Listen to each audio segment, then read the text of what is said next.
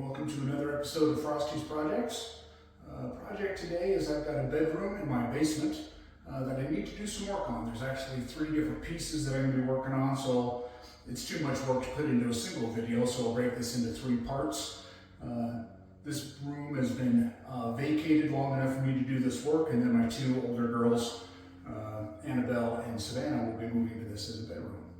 So the work that we have to do today is, as you can see, this room was carpeted and we had to remove all of the carpet. I'll explain more in detail when we get to that portion of the video. Also, in this corner, you can see there's a big hole in the wall down there in that corner. That's some water damage, so I need to do a drywall repair. And then last but not least, over here at this door, it's kind of hard to see from this angle. Let me see if zooming in helps at all. The strike leg of this door frame has been removed. It needs to be replaced and put back into place. I still have that strike leg. It's actually in good condition, so I'm going to be able to reuse that piece. But just the same, I need to be able to get this door closed and latchable again for the girls. So that's the project for today. Kind of threefold, and I'll give a little bit more of an intro on each one of the parts as we get to it, kind of explaining how we came to be where we're at with this room. Welcome everyone to another episode of Frosty's Projects. I'm your host Frosty, and today we're going to be doing part 3 of this bedroom renovation. The first 2 parts were the drywall repair and the floor replacement. Both of those were because of water damage, though they're explained in the other videos. This one doesn't actually have anything to do with water damage. I'm repairing this door. Long story short, the door got locked, I was out of town, and the decision was made to kick the door down. So we have a little bit of work to do, and we'll get right at it. All right, so in order to get the new strike leg put into this frame here, because the existing casing is still in place, this piece is going to have to come off both inside and outside of this opening. So in order to do that, depending on who did the last installation, I actually set this door a couple of years ago. Typically, when you're done, you would put a bead of caulk between the wall and this casing to really clean it up. I never got around to that. So I don't have to do that. If there was a bead of caulking, you can take just a razor or utility knife and you can run it along the edge and you can cut that caulking loose. Then using a flat bar, you can come in, either pick the top or the bottom, and very carefully, so as to not damage the drywall behind it, you can pop this casing loose, either top to bottom or bottom to top, doesn't really matter. Generally speaking, these will be put in with finished nails. Somebody may have taken the time to screw this in with some small wood screws. That would be very unusual. If that's the case, you're going to have to find the screw heads, get the putty off the top of them. Before you can do this, you take your casing off of there. Watch out for the nails that are sticking out of the back side. Set it off to the side. And repeat on the outside of the door. Exactly the same process. And it comes right off. If you're careful, you should be able to reuse this casing over, assuming that it wasn't damaged when the door was disassembled in the first place. All right, so now that the casing has been removed, this is the leg of the door that was knocked out when they kicked the door down. Fortunately, the good news here is that when they kicked the door down, they could have blown out the locking portion of the door where the lock set goes, which it's not. This door actually stayed intact. Didn't even split it down the middle. They could have blown this whole area out or even cracked this strike leg down the middle, blown this portion out. If either of those had happened, I would have had to replace the door. This I probably could have scabbed in some more material, but this leg probably would have had to been replaced. But in this case, because it just knocked this leg completely off the frame, I can reuse this. There's a little bit of damage, but nothing significant. You can see there's the old nail holes Anything that's not covered by the stop, when it's nailed on, we can putty over. We're going to have to do some puttying anyway to cover up the nails for the installation of the fresh piece. So a little bit of damage. You can see the top of this is notched out. Okay, and you can see this portion was kind of blown out. I could replace this leg because of this, but most of the work that's done as far as holding this leg in place is where the leg is actually nailed into this stud. So it's important to have a good flush fit up here, but the fact that this has been damaged a little bit isn't significant. Anything that's left visible can be covered up with a little wood putty. Same way here on the header piece. You can see there's a little notch that's been knocked out here. That can also be covered. This L notch that I just showed you at the top of this leg is going to go just like that. Now in a perfect world, this frame would be completely removed out of the wall, and I'd be able to hold this up in here and put a couple of nails through this little tab and into the header. But I'm not going to completely disassemble this over that. What I'm going to do is put a bead of glue on here, hold this up in place, use some wood shims to hold it where it needs to be while the glue dries, and then I'll be able to set this leg the same way I normally would. So that's the start of it. We'll get some glue on here. I'll get my camera back on the tripod so that I can work a little bit more efficiently, and we'll get some more work done on this frame, getting it put back together. Okay, so what I've done now, as you can see, I put a bead of wood glue on that lip, the remaining portion of it that's there, so we can put that up into place. I have pre-positioned some shims here at the top, as well as some shims down by the floor that'll help hold this leg up into place while the glue dries. So we'll take our leg, put it back into that notch where it belongs. Get it on these shims at the floor. I want to make sure that this is perfectly flush front to back. And now we can take the camera and we'll just slightly tap down on this header to hold it in place. And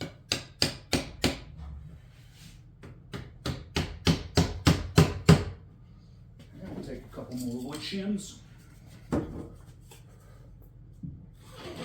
Back here.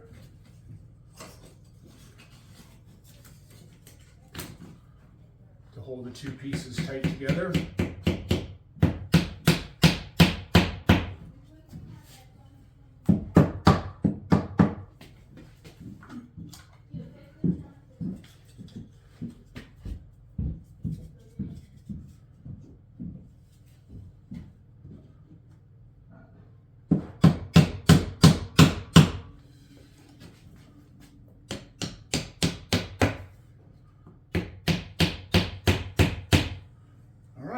I'm not too worried about the bow that we have here, because all I'm doing right now is holding this in place while the glue dries.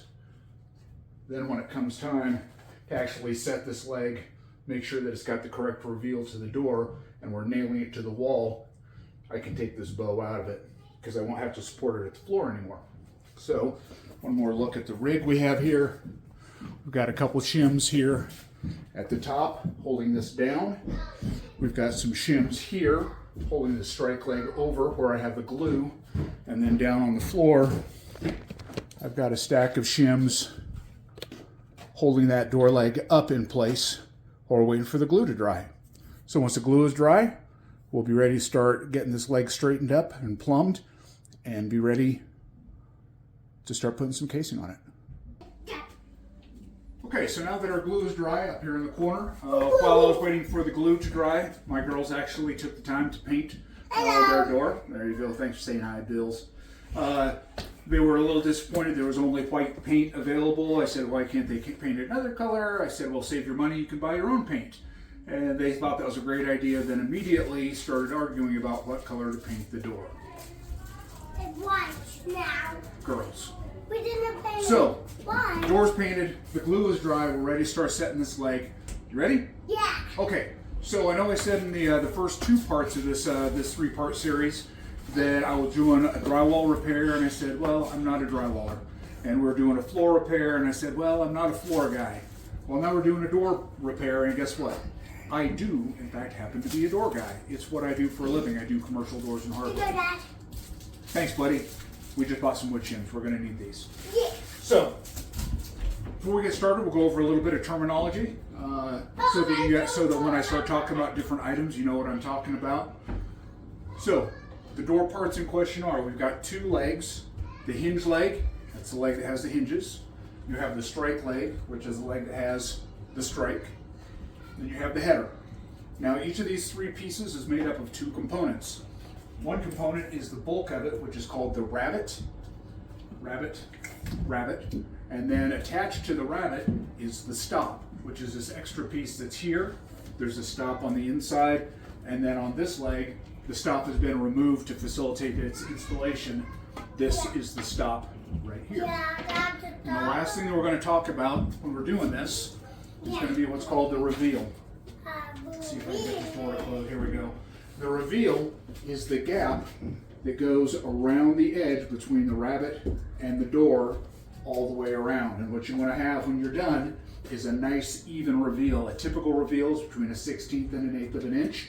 For a residential door, an 1/8 of an inch is typical. So we've got these shims in. I'm going to start pulling out the shims. I'm going to start pulling the shims out now that our glue is dry, and we'll start working on the reveal, and we'll start getting this attached. All right, so what we're going to do to make sure that we get a good even reveal around this door is I can use one of these wood shims that starts very thin and goes thicker at the other end. This point I can't adjust. It's based off the location of the hinge between the door and the frame. So I'm going to put this in here so it's snug but not tight. And I'm going to draw a line on this tapered shim. And now I've got a marker for what that reveal is, so that I can put it over here in the middle and on the end. And if I put this into the line, then I know that reveal is going to be the same, and I can adjust the frame to that distance. So the next section will be to get this reveal correct, which is going to be based on the elevation of this leg. So we'll get some shims set up. I'm going to get my air compressor running from my nail gun, and we'll start actually checking the reveal and start adjusting the door so we can get it nailed in place.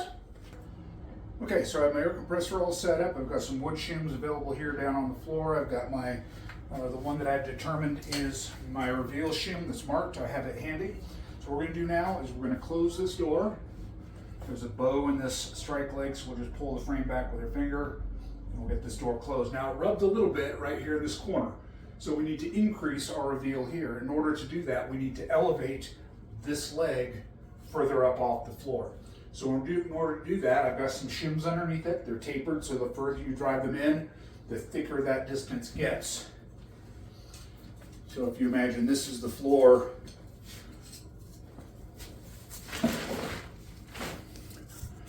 you can see when these two are just barely together, it's very thin, and the more you drive these together, the thicker they become. So I can put one of these shims underneath the corner down there, and by driving it further underneath that frame, it will elevate that corner of the header up. So that's the idea. I've got my one that's marked with my distance from my reveal shim, and we're going to continue to tap that leg up with wood shims underneath the bottom, which would be right there. We're going to continue to tap those in to push that strike leg further up until I can get that distant shim between the door and the rabbet.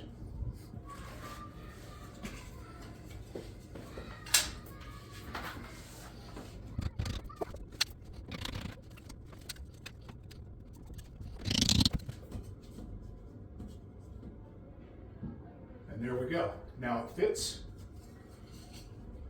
And the door opens and closes smoothly without rubbing the header. So what we can do now,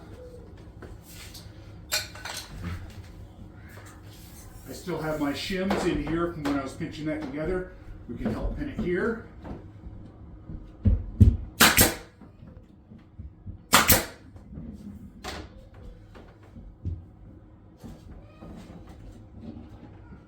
Okay.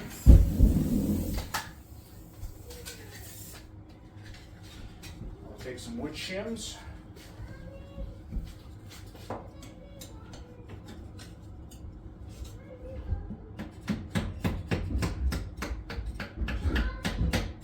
Just until it's snug inside and out.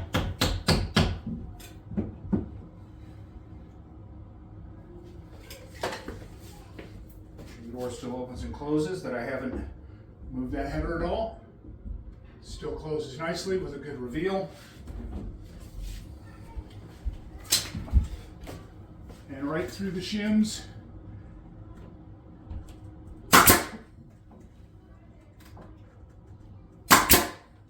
we go. Now the header's not going anywhere. This leg is secured. And we can repeat that process.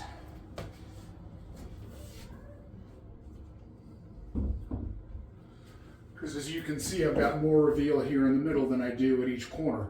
So I'll add some shims in here to push this header down some until we've got the same reveal in the middle as we do on either side.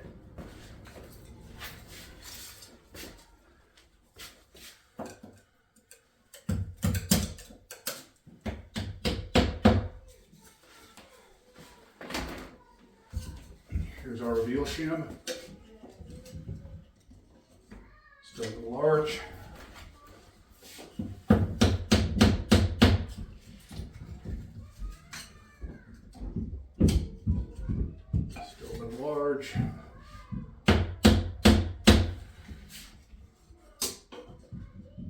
And that's right to our line.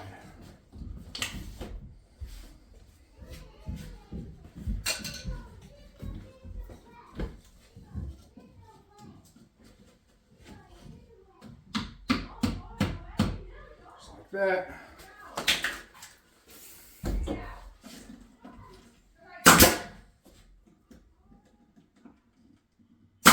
And these nails I'm putting right through the shim. So if this door starts, the kids are slamming the door and it starts wiggling the frame, these shims don't come out of place. I'm nailing them directly in.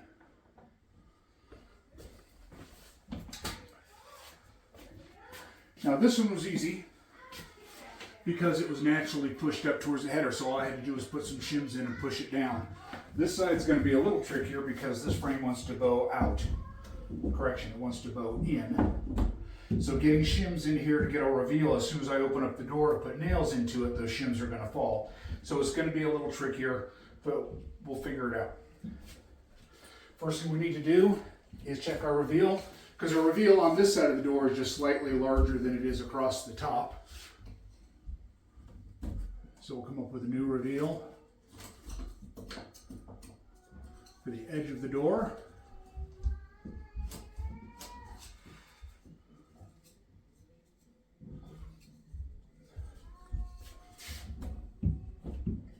And I was a little nervous at first because this didn't get nailed, it's only glued at the top, this leg moving back and forth and breaking that glue loose. Now that I actually have two nails in here directly into the stud, I'm a lot more confident about this, and I can start pulling these bottom shims out, especially since I've got our top reveal fixed.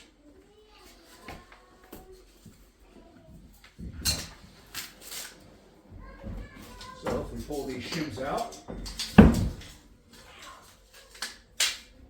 in theory, we should now be able to close this door and that top reveal should still be the same. Which it is. Okay?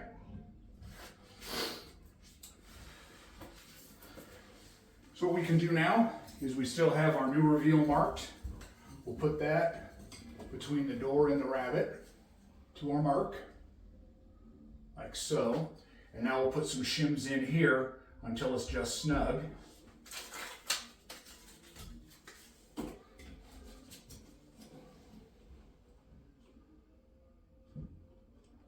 Just like that. And with a little luck, we can hold these in place, have our air gun ready. I can pull this door open without moving the shims, and I can pop a couple nails in there.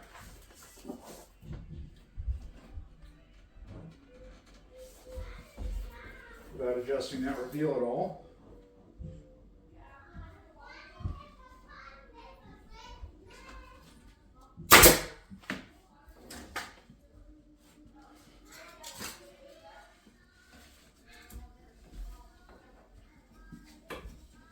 shims from the back side to even it out.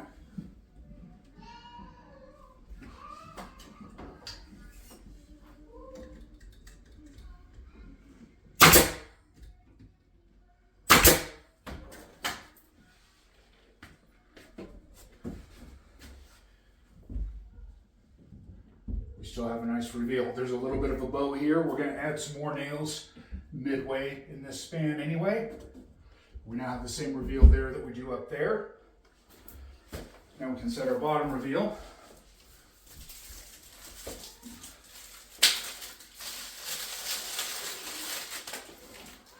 Again, we've got a reveal shim, series of tapered shims. Going down here. What are you doing? Setting this door frame, buddy. Why? Because it needs to be done. Say hi to the camera, buddy. Hi. What's your name? You know my name. Well, let's tell the camera your name. My Billy. You're Billy. Yeah, you're Billy. Everybody knows Billy. You helped me change my brakes, didn't you? Yeah. Yes, you did. Why are you putting a hole in these? Well, I'm not putting holes. Those are where the nails used to be and where the nails are now. Leave that alone, buddy. It'll pop you. Okay, so now we can close this. Oh dear. We've got a pretty solid reveal. We need to shim this middle over a little bit Mickey? and the top in a little bit. Hi, Mickey. I see you, goofball. Boo-boo.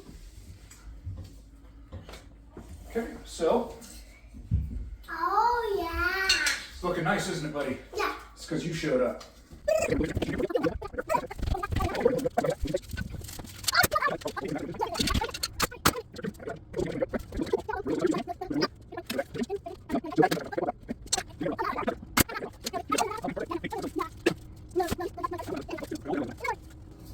Daddy, we don't have any more.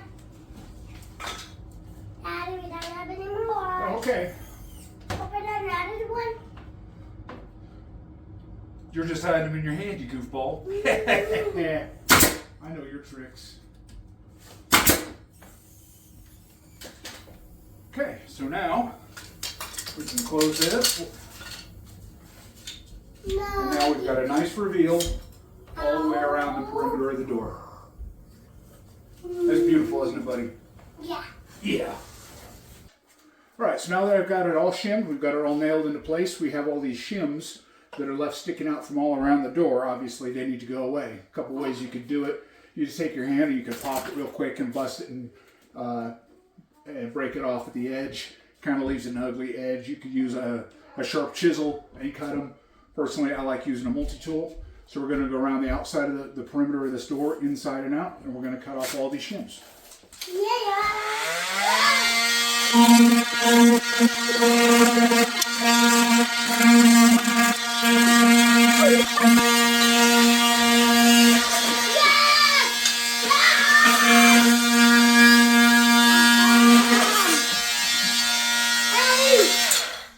You got more pieces, huh? Yeah.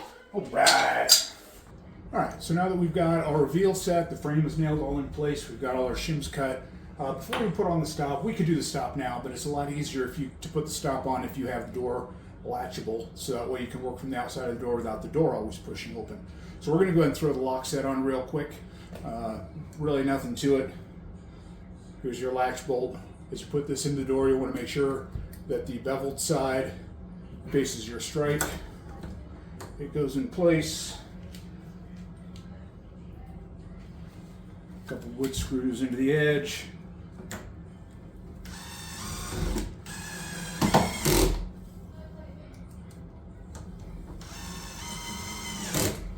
Okay.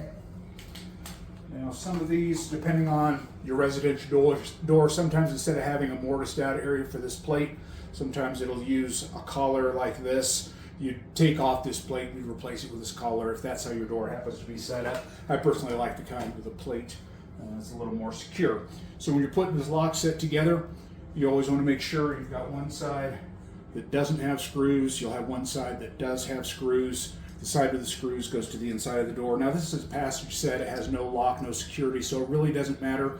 But if this was a locking door, you always want the screws to the inside of the room. That way people can't just walk up to a locked door, pull out a couple screws, and get the door open. These go. It's very straightforward. Thinking about residential locks, the knob is always in the way of these two screws. Sometimes getting them started can be a little bit tricky, and you can rarely use a screw gun to install them.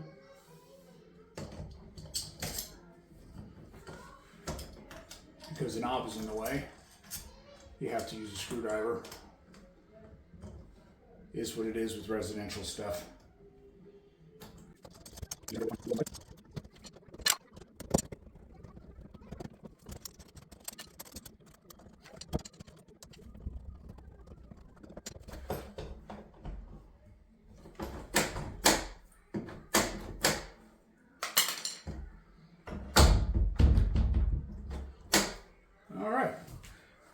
And every new lock set, of course, comes with a new strike plate. I could swap that out if I wanted to, but the original one is still in good shape. A strike plate is a strike plate is a strike plate, so that is unnecessary. Now I've got a door that closes and latches the way it's supposed to.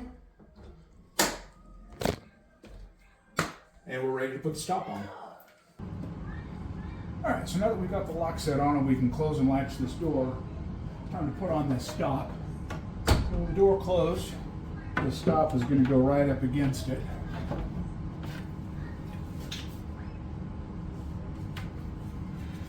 You've got a curved edge with a radius, and you've got a square edge. That curved edge is going to be facing out,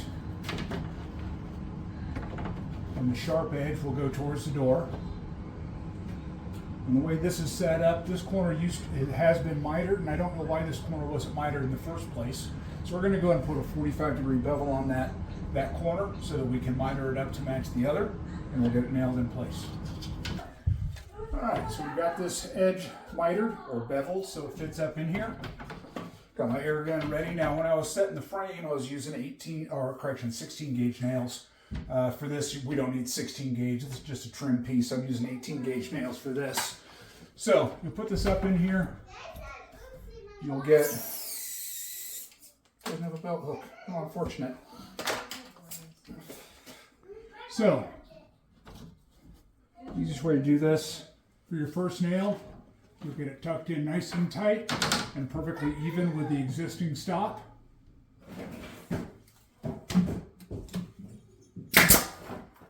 Alright, now you can close the door. Now this is fairly inexpensive wood. It's actually more of a composite, so it's not unusual for it to have a little bit of flex. And this one actually has developed a bit of a curve through age because this is the old existing one. So you'll start at the top, work your way to the bottom. You'll check this reveal right along the edge and make sure it's even the whole way. And if there are any bows, you can flex it to where you want it to be. Like right here, it's starting to flare away from the door. Just because of the warp that's in the material. You see that too, buddy? Yeah. About to make some noise. Watch your ears.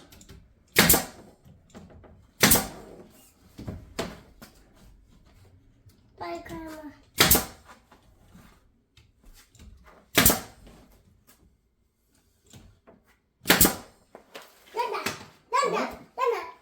Okay, so now we've got the stop on the door.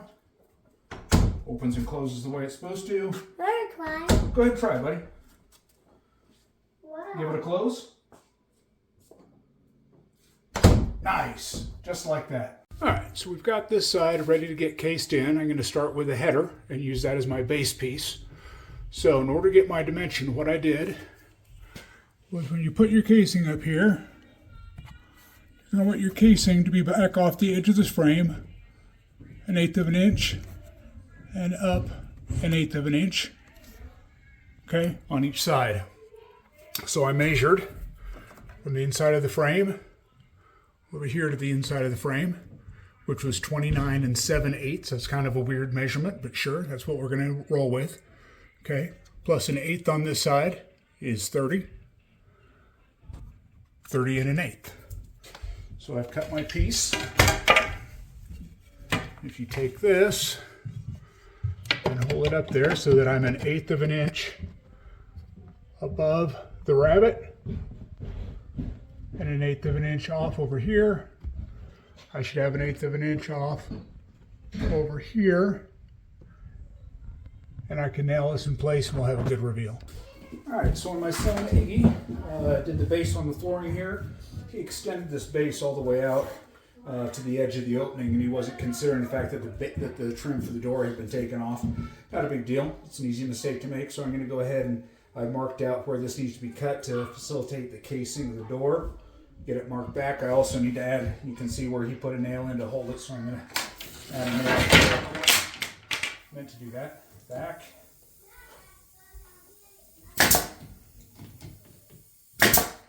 Okay.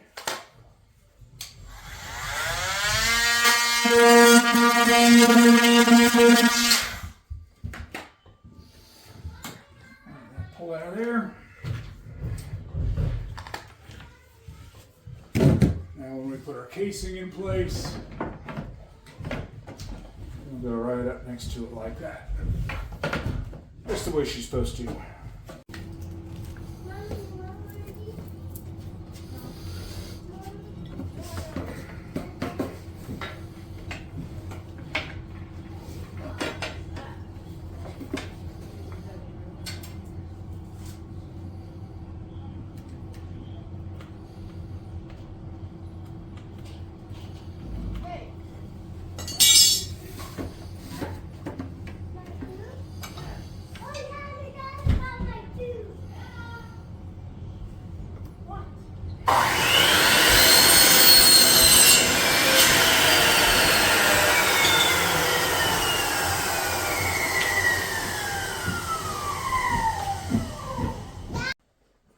So we've got this leg cut out to match the header. This header I did exactly like I did on the other side.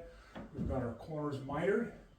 Hold that together nice and even so the texture lines up.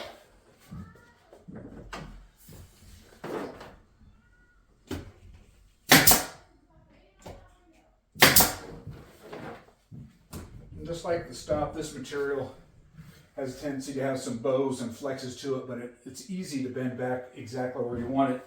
So we're just going to run this down. We're going to maintain that 1/8 of an inch reveal off the rabbet.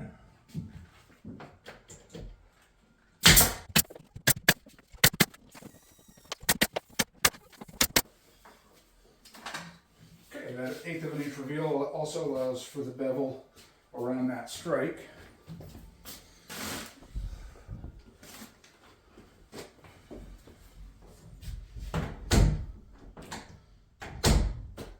Just like that.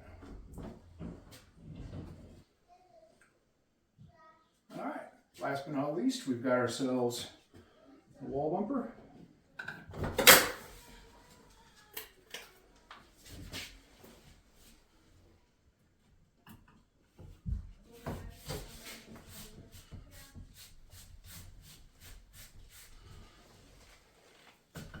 Alright, so we've got it all cased in. We've got our stops on, we've got our lockset on. The girls threw a coat of paint on there.